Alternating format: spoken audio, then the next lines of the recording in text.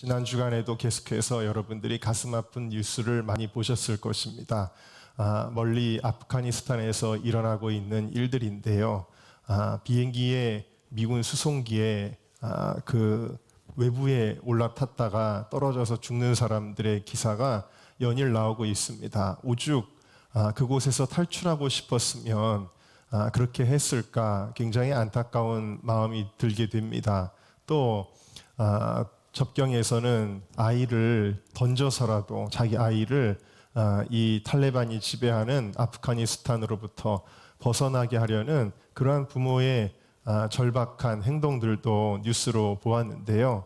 이와 같이 아프가니스탄의 국민들은 굉장히 지금 두려움과 공포 가운데 쌓여 있는데 그 중에서도 더 극심한 공포와 두려움을 느낄 수밖에 없는 것이 기독교인들입니다. 아프가니스탄에 예수님 믿는 사람들, 이전에도 물론 핍박과 환난과 어려움이 있었지만 전혀 다른 차원의 핍박이 예상되기 때문이지요. 그래서 어떤 인도네시아 난민촌에 있는 기독교인들의 인터뷰를 본 적이 있는데 자기 가족들이 지하에 지금 숨어 있는데 발각되지 않을까 너무나 염려된다. 이런 인터뷰를 하는 거를 제가 본 적이 있고요. 또 어제는 어떤 분의 그 기도 편지 내용인데 탈레반은 기독교인들의 명단을 가지고 있습니다. 사람들이 망명을 위해 산으로 도망치고 있습니다. 그들은 자신들을 보호할 유일한 분인 하나님께 전적으로 의지하고 있습니다. 아프간 교회가 힘과 인내심을 갖기를 기도해 주세요. 그들은 계속해서 성경 공부와 기도 모임을 이끌며 어려운 상황에도 적극적으로 전도하고 있습니다. 언덕으로 도망치는 자들이 지켜지길 기도합니다. 여성과 아이들에 대한 보호가 이루어지길 기도합니다. 아프간 교회가 그리스도의 정체성으로 굳게 하나가 되기를 기도합니다. 이런 기도 편지도 어제 접해 보았습니다. 또 스마트폰에 성경 앱을 깔았던 흔적이 나오면 역시 처형을 한다 그러고요. 또 그 기독교인 가정의 어린 아이들이 강제 결혼을 당하면 무슬림에게 시집가기 때문에 그런 부분에 대한 염려를 하는 것도 신문에서 보게 되었습니다. 사실 아프가니스탄뿐만 아니라 전 세계적으로 기독교에 대한 박해가 극심합니다. 뉴스를 보니까 나이지리아 같은 경우도 작년 한 해 동안에만 해도 한 4천 명 정도가 순교했다고 기록이 되어져 있고 한 300개, 400개 되는 교회들이 공격을 받아서 파괴가 되고 이런 일들이 일어나고 있고요. 특별히 이 코로나라고 하는 사태가 지금 2년째 지속이 되고 있는 1년 반 됐나요? 지속이 되고 있는데 이 코로나가 종말의 시간표를 굉장히 빠르게 앞당기게 되었습니다. 그래서 기독교 국가의 명분을 지켰던 서구 사회에서도 교회에 대한 핍박이 심해졌고 심지어 미국에서도 물론 무슬림 지역과 같은 그런 핍박은 아닐지라도 교회의 신앙의 자유를 굉장히 제약하는 일들이 벌어지고 있는 것을 볼 수가 있습니다. 어제는 어느 전도사님의 영상을 보게 되었는데요. 개척교회를 하는 전도사님인데 그분이 교회가 폐쇄되었다고 억울해서 유튜브에 영상을 올렸더라고요. 그분이 하는 이야기가 들어보니까 참 일리가 있습니다. 보통 코로나 확진자가 나오면 의료기관 같은 경우 소독한 후에 2시간 후에 소독하고 환기한 후에 2시간 후면은 다시 정상으로 운영을 진료를 재개한다고 합니다. 또 일반 다중시설 같은 경우도 소독하고 하루 정도 환기한 후에 사용을 재개하도록 그렇게 되어져 있습니다. 그런데 교회는 확진자 한 명만 교회 왔다가도 2주간 교회를 폐쇄하도록 되어져 있고요. 그리고 많은 경우에는 별도 명령시까지라는 그런 글로 이제 폐쇄 공고문을 교회에다 붙이고 가는 것을 볼 수가 있습니다. 교회를 열지 말지를 공무원들이 혹은 방역의 담당자들이 정한다라는 거예요. 하나님께 예배드리는 교회당을 말이죠. 식당도 다음 날이면 버젓이 영업을 하는데 이러한 정말 차별적인 행정들을 대할 때마다 억울함을 금치 않을 수가 없습니다. 이런 상황에서 우리가 감사한다는 것이 참 어려운 일이지요. 그래서 하박국 선지자도 이렇게 고백을 했습니다. 주께서는 눈이 정결하심으로 악을 참아 보지 못하시며 패역을 참아 보지 못하시거늘 어찌하여 괴울한 자들을 방관하시며 왜 이렇게 악한 자들을 하나님 방관하십니까? 악인이 자기보다 의로운 사람을 삼키되 잠잠하십니까? 하나님 왜 방관하시고 잠잠하십니까? 라고 하나님을 향해서 쉽게 말하면 투덜거린 거예요. 원망을 하게 된 것입니다. 저도 사실 억울한 거를 잘 못 참는 성격이 있었습니다. 어렸을 때 그런 게 있어서 학교 가서 선생님이 야단을 치는데 내가 잘못한 거 아닌데 선생님이 잘못 알고 야단을 치면 그게 너무 억울해서 선생님한테도 막 대들었던, 제가 안 그랬는데요 그러면서 막 대들었던 그런 기억이 납니다. 하물며 오늘 극심한 환난과 핍박 중에 있던 데살로니가 교회의 성도들의 마음은 얼마나 답답하고 억울할 수 있었겠습니까? 그들이 도덕적으로 잘못을 행한 것도 아니고 예수 믿는다는 이유만으로 얼마나 많은 극심한 박해를 그들이 받았는지 모르거든요. 그런데 오늘 말씀은 이러한 데살로니가 교회 성도들, 환난 중에 있는 그리스도인들을 향해서 뭐라고 말씀하시는 거냐면 억울해할 필요 없다라는 거예요. 답답해하거나 낙심할 필요도 없다라고 말씀을 하시는 거예요. 그 이유를 오늘 두 가지 주제로 나누겠는데요. 첫 번째 함께 같이 읽어보겠습니다. 시작. 하나님이 다 갚아주실 거야. 이게 오늘 메시지의 핵심입니다. 자, 6절 말씀을 우리 같이 읽어볼까요? 시작. 너희로 환난받게 하는 자들에게는 환난으로 갚으시고, 여기 앞에 환난은 그리스도인들이 받는 환난이고 뒤에 환난은 그리스도인들을 박해하는 자들을 환난으로 갚으신다라는 거예요. 또 8절과 9절도 같이 읽어보겠습니다. 시작. 하나님을 모르는 자들과 복음을 복종치 않는 자들에게 형벌을 주시리니 이런 자들이 주의 얼굴과 그의 힘의 영광을 떠나 영원한 멸망의 형벌을 받으리로다. 자, 하나님께서 그리스도인들을 박해하는 자들에게 형벌을 내리신다라고 말씀을 하고 있어요. 많은 극심한 고난의 현장에서 사람들은 이렇게 외칩니다. 주님 어디에 계십니까? 아우슈비츠에서도 그런 유대인들의 절규가 있었죠. 하나님 도대체 어디에 계십니까?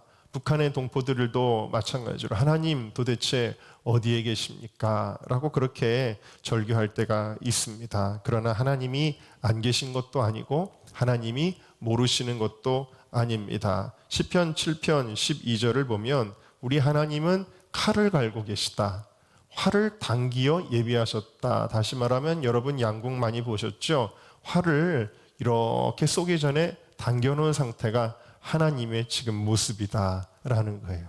하나님은 그들을 벌하시기 위해 준비하고 계시다. 다만 하나님이 뜻이 계셔서 성도의 연단과 악한 자들의 회개의 기회를 주기 위하여 유예를 주실 뿐이다 라는 것입니다. 무슨 얘기냐면 때가 되면 악인들에게 벌을 주시겠다라는 것입니다. 물론 그때가 되기까지 기다리는 것도 우리들에게는 참 인내가 필요한 일이기는 합니다만 하나님의 시간표에서는 찰나에 지나지 않는 짧은 순간이기도 하시오. 어쨌든 하나님은 때가 되면, 하나님의 때가 되면 하나님이 생각하시는 그 타이밍에 악인들에게 벌을 주시는 하나님이시다라는 사실이에요. 그러니까 불평하거나 억울해하거나 혹은 악인들을 부러워할 때도 있죠. 야, 악한 사람들은 저렇게 편안하게 사는구나. 우리 그리스도인들은 하나님 말씀대로 살다가 사회에서도 지탄받고 이렇게 어렵게 사는구나. 참 억울하게 느껴질 때가 있고 그들이 부러울 때가 있지만 잠언 24장은 이렇게 우리에게 말씀하고 계세요. 같이 읽겠습니다. 시작. 너는 행악자의 득이함을 인하여 분을 참지 말며 형통을 부러워하지 말라. 왜 악인의 형통을 부러워할 필요가 없을까요? 20절에 이유가 나옵니다. 시작. 대저 행악자는 장래가 없겠고 악인의 등불은 꺼지리라.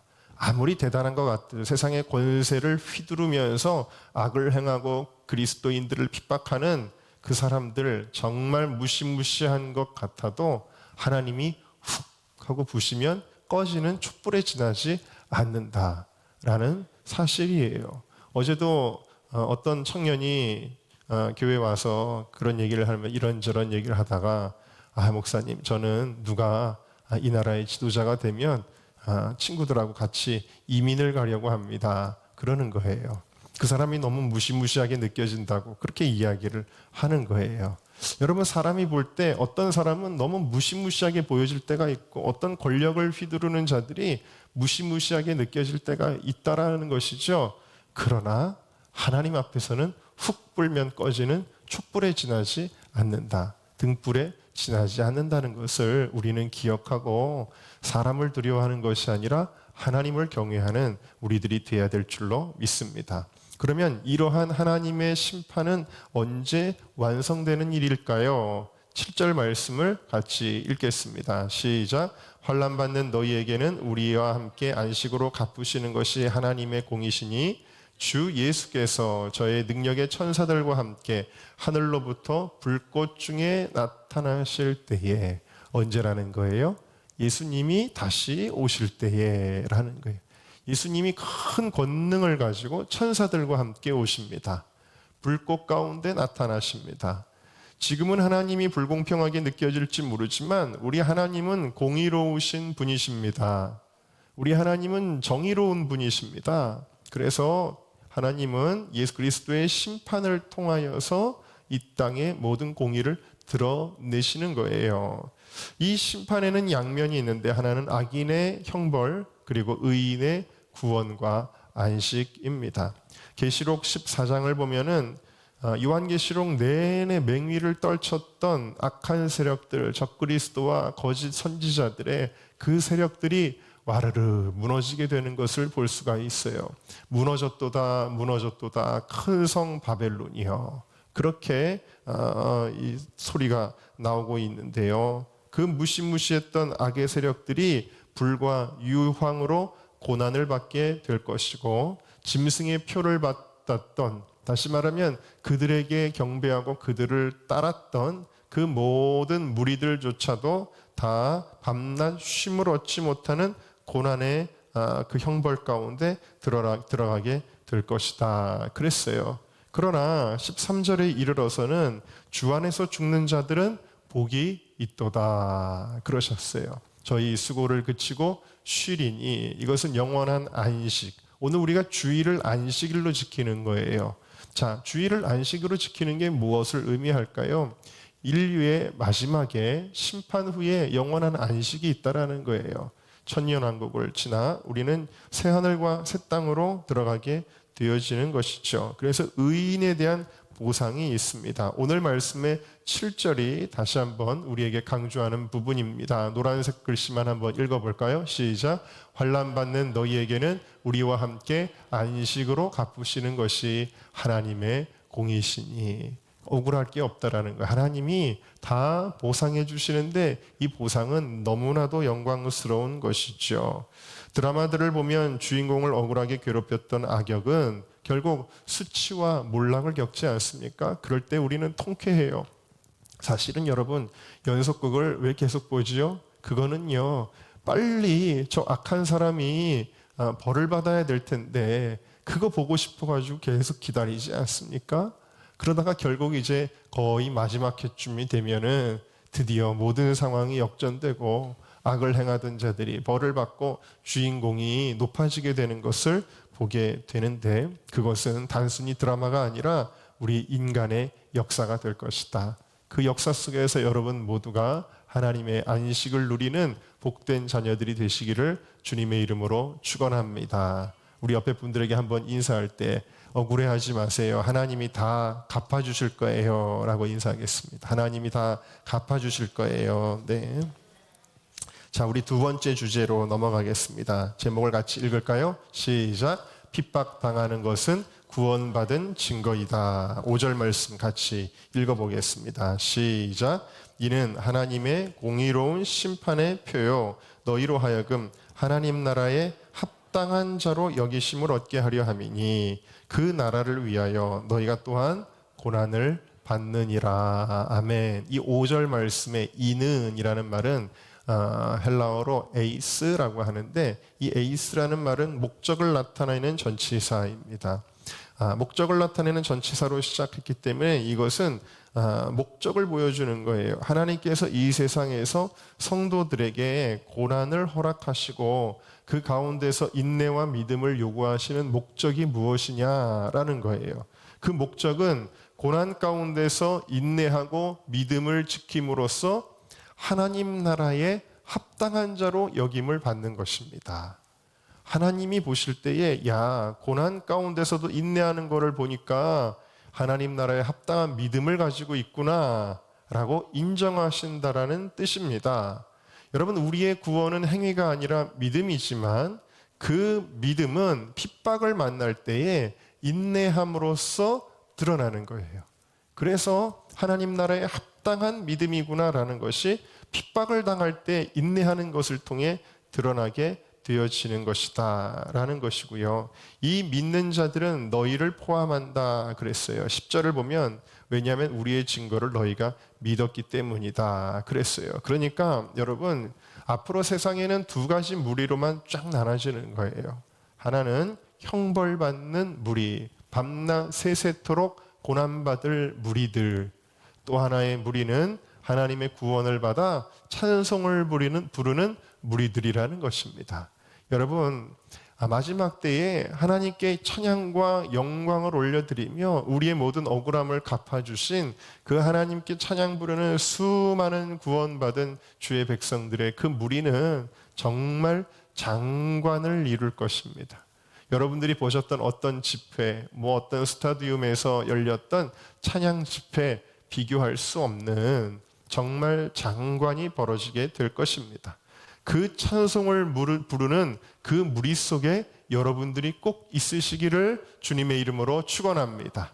여러분, 그러므로 이 구원을 생각할 때 우리는 세상 사람 보기에는 좀 이상한 사람이 될 필요가 있다라는 거예요. 슬퍼해야 되는데 기뻐하고 두려워해야 되는데 담대하고, 이 세상 사람들이 보기에는 도대체 어디서 저런 힘이 나오지 하는 사람이 되어야 한다라는 것입니다. 자, 마태복음 5장 말씀 같이 읽습니다. 시작. 의를 위하여 핍박을 받은 자는 복이 있나니 천국이 저희 것임이라.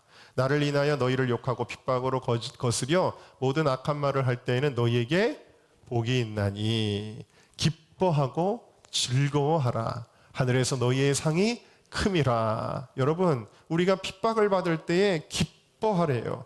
복이 있대요. 그거는 뭐냐면 내가 핍박받는 거를 보니까 무슨 증거예요? 천국이 내 것이구나라는 증거이기 때문이고, 내가 핍박을 받을수록 하늘에 내 상이 쌓이고 있구나라는 증거이기 때문에 기뻐하고 즐거워하라. 그래서 순교자들이 기뻐하며 주님께로 갔던 것입니다. 찬송 부르며 주님께로 갔던 것입니다. 여러분, 이 기쁨을 여러분들이 가지시기를 주의 이름으로 축원합니다.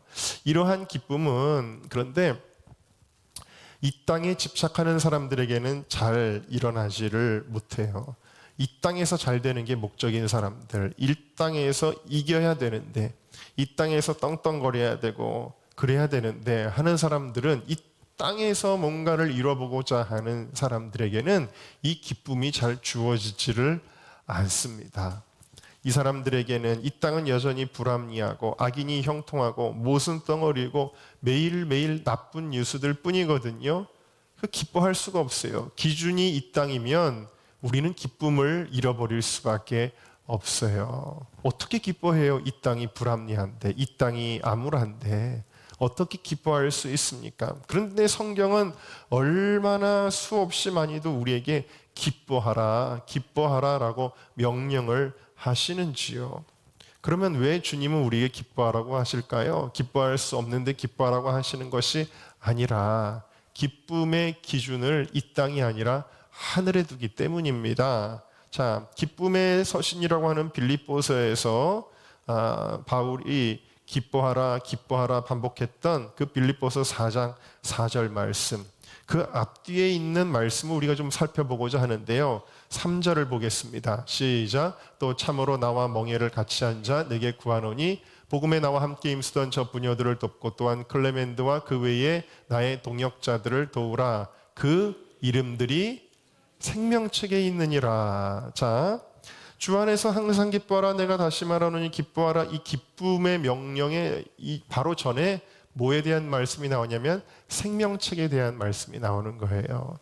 천국이 있기 때문에, 그 천국에 가기 때문에, 생명책에 이름이 있기 때문에 기뻐할 수 있다라는 것이고요. 그 다음에 4절 다음에 5절 말씀을 같이 읽어보겠습니다. 시작. 너희 관용을 모든 사람에게 알게 하라. 주께서 가까우시니라. 이건 뭐예요? 예수님의 재림이에요. 재림 때문에 기뻐하라는 거예요. 우리 하나님이 다 갚아주실 거야. 그 주님이 오시기 때문에 기뻐하라라고 말씀을 하는 겁니다. 여러분, 주님의 날과 천국에 대한 확신이 있어야 기뻐할 수 있는 것입니다.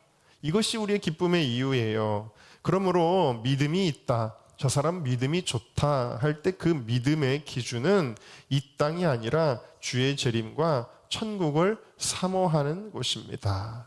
자, 오늘 말씀의 12절도 반복되는 단어가 하나 등장하는데요. 같이 읽어볼게요. 시작. 우리 하나님과 주 예수 그리스도의 은혜대로 우리 주 예수의 이름이 너희 가운데서 영광을 얻으시고 너희도 그 안에서 영광을 얻게 하려 함이니라. 이 마지막 때의 완성은 예수 그리스도의 영광으로 가득 찰 것이며 그 안에서 우리도 그 영광을 얻게 될 것이다 라고 말씀을 하고 있는 것이죠. 여러분, 천국이 어떤 곳이냐? 한마디로 정의한다면 하나님의 영광으로 가득한 곳입니다.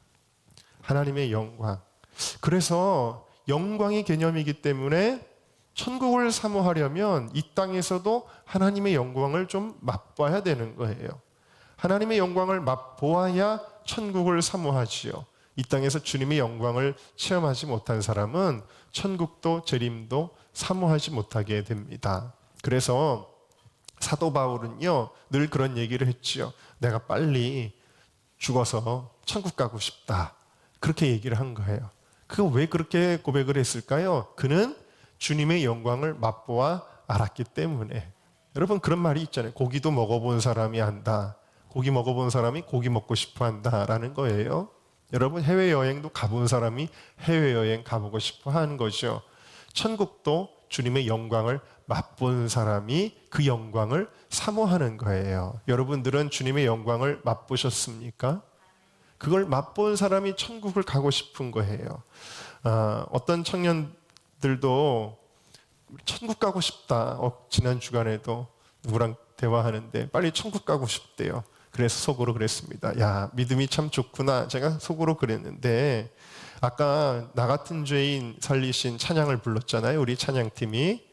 제가 예전에 전도사 때 청년 한 명이 그 찬양을 부르는데 그 마지막 절 거기서 우리 영혼이 주님의 은혜로를 찬양하는데 너무 푹 빠져가지고 찬양하는 거를 보았어요. 그래서 야, 천국 그렇게 가고 싶어? 그랬더니 자기는 너무 사모가 돼. 천국을 빨리 가고 싶대요. 빨리 죽어서 천국 가고 싶다고. 참 희한하다. 우리는 조금이라도 더 여기서 살고 싶어서 난리인데 제가 그 어린 그 청년의 모습을 보고 참 신기했던 경험이 있는데 왜 그럴까요? 그것은 주님의 영광을 맛보았기 때문이에요. 주님의 영광을 맛보았기 때문에. 고로마서 8장이 이야기하죠. 현재의 고난은 장차 우리에게 나타날 영광과 좋게 비교할 수 없도다. 그래서 고난을 견딜 수 있다. 고난은 영광과 비교할 수 없도다. 그리스도의 영광을 사모하는 거예요. 우리가 교회를 오래 다니면서도 하나님의 영광을 맛보지 못하면 천국이 뭔지, 주님의 재림이 뭔지 잘 몰라요. 그래서 그것이 소망이 되지도 않고 우리 삶에 힘이 되지도 않고 우리 마음에 평강을 주지도 않아요. 그래서 오늘 말씀의 결론은 뭐냐면 우리가 하나님 없이 살고 있지는 않았는지라는 거예요. 하나님의 영광을 맛보지 못하며 우리가 형식적인 명목상의 그리스도인으로 우리가 살아가고 있지는 않았는지라는 거예요. 복음을 전하다가 공산당에게 붙잡혀서 13년 동안 감옥에 갇혔던 루마니아의 리차드 범프란트 목사님 계시죠. 그분이 그 심한 고문을 당하면서 감옥에서 살면서도 이렇게 고백을 했습니다. 감옥에서 보낸 횟수가 저에게는 너무 긴 것으로 여겨지지 않았습니다. 그것은 홀로 독방에 갇혀 있으면서도 믿음이나 사랑을 넘어선 기쁨을 하나님 안에서 발견했기 때문입니다. 그랬어요. 여러분, 홀로 독방에 갇혀 있으면서도 하나님의 영광을 맛보아 안 자는 그 고난을 이겨낼 수 있었다. 그리고 영원한 천국을 사모할 수 있었다라는 것입니다. 이사야는 주님의 영광을 맛보아 알았습니다. 그룹들이 날개를 벌리고 거룩하다 거룩하다 만군의 주 여호와여, 그 찬란한 빛 가운데 하나님의 임재를 맛보게 되었을 때 그는 십자가의 길을 걸어갈 수 있는 힘을 얻게 된 것이지요. 우리 다음 주부터 시작하는 기도 임재학교, 그냥 기도가 아니라 임재라는 말을 붙였습니다. 기도는 단순히 우리의 소원을 아뢰는 것이 아니라 하나님의 영광을 맛보아 하는 것이기 때문이지요. 여러분, 주님의 영광을 아십니까? 주님의 영광을 맛보아 경험하셨습니까? 우리가 그것을 경험하지 않으면 이 마지막 때를 살아갈 수가 없는 거예요. 주님과의 사랑에 빠질 수가 없는 것입니다. 우리가 소망을 가질 수가 없는 것입니다. 주님의 영광을 맛보아 알아서 다시 오실 주님의 그 공의로운 심판을 기대하고 우리가 하나님의 구원받은 자녀라는 사실을 날마다 기뻐할 수 있는 저와 여러분 모두가 다 되실 수 있기를 주님의 이름으로 축원합니다.